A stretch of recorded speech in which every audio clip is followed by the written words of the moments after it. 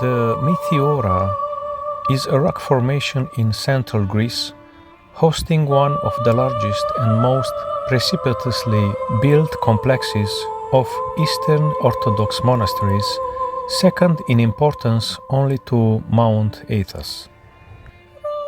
The 6 monasteries are built on immense natural pillars and hill-like rounded boulders that dominate the local area.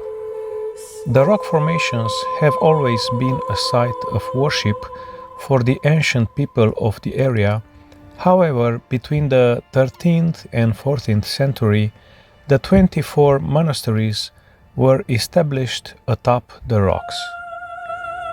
Meteora is located near the town of Kalabaka, at the northwestern edge of the plain of Thessaly, near the Pineos River and Pindus Mountains. The exact date of the establishment of the monasteries is widely believed to be unknown. However, there are clues to when each of the monasteries were constructed. By the late 11th and early 12th centuries, a rudimentary monastic state had formed called the Skete of Stagoi and was centered around the still-standing church of Theotokos.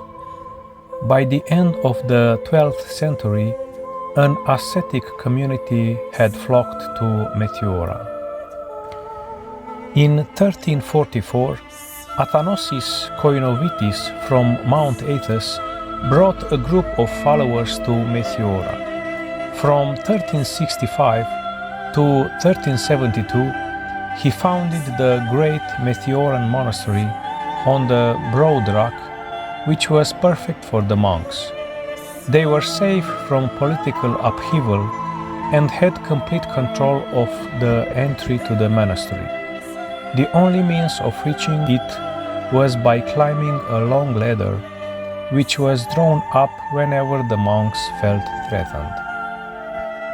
In 1517, Theophanes built the monastery of Varlam, which was reputed to house the finger of Saint John and the shoulder blade of Saint Andrew. Until the 17th century, the primary means of conveying goods and people was by means of baskets and ropes.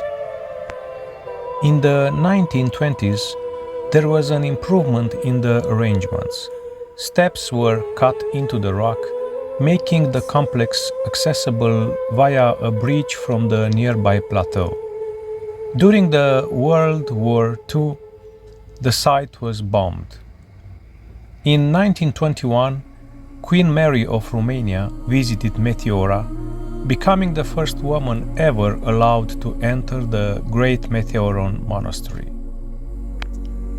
At their peak in the 16th century, there were 24 monasteries at Meteora in Greece.